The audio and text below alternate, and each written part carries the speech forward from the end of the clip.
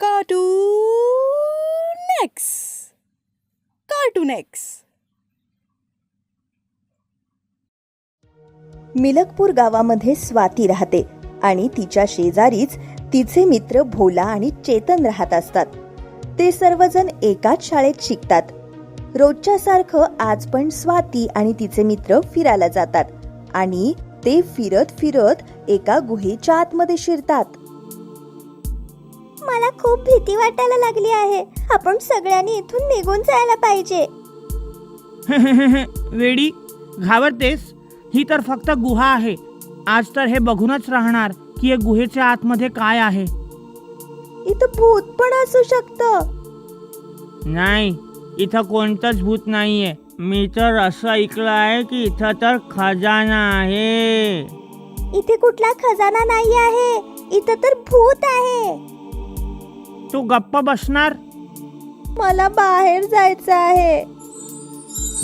तेवढ्यात तिथे एक आवाज येतो. बाळा, तू इथं सुरक्षित आहेस. अजिबात घाबरू नकोस. तुम्ही कोण आहात?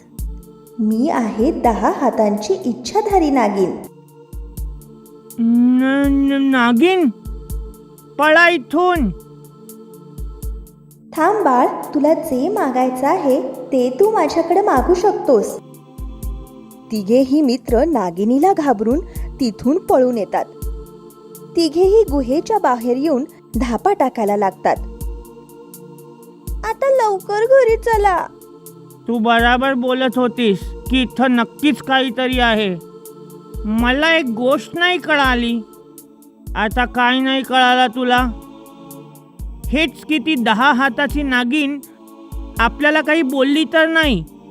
मग आपण पळालो का? आणि जर ती बोलली असती तर तू काय करणार होतास? तुला माहित नाही भोला की जेव्हा वाघ किंवा अन्य प्राणी शिकार करू शकत नाही तेव्हा काय होतं? ते असंच प्रेमाने आपल्याला जवळ बोलवतात आणि आपल्याला खाऊन टाकतात. असं काही नसतं यार. ती आपल्याला काहीतरी देणार होती. तू जा, मी तर नाही बाबा जाणार. मी पण नाही जाणार. काय माहित काय करेल. ठीक आहे, आता आपण घरी जाऊया. तसंही माझी एक गोष्ट बघायची इच्छा होती की 10 हातांची नागिन दिसते कशी. तू गप्प घरी चल. तिघेही गपचूप घरी येतात. स्वाती, चेतन आणि भोला तिघेही दुसऱ्या दिवशी शाळेत जातात. अरे भोला, शाळेमध्ये परीक्षा होणार आहे. तुला माहित आहे काय? हो, माझ्या वर्गात पण आले होते मास्तरजी. आणि यावेळी तर शाळेमध्ये पहिला येणाऱ्याला सायकल मिळणार आहे. माझ्याकडे सायकलच नाही आहे. पण मी पहिला कसा येणार? हो, सरांनी हे पण सांगितलं की दुसरा नंबर येणाऱ्याला खेळणी मिळणार. आणि खूप दिवस झाले मला खेळणी घ्यायची आहेत.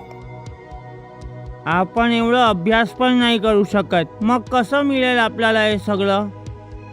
तिघेही नाराज होऊन घरी जायला लागतात. तेव्हा रस्त्यात भोलाला आठवतं. मी तर असा विचार करतोय की त्या 10 हाताच्या नागिनीकडे जावं. कारण तिने त्या दिवशी आपल्याला विचारलं होतं ना की सांगा तुम्हाला काय पाहिजे.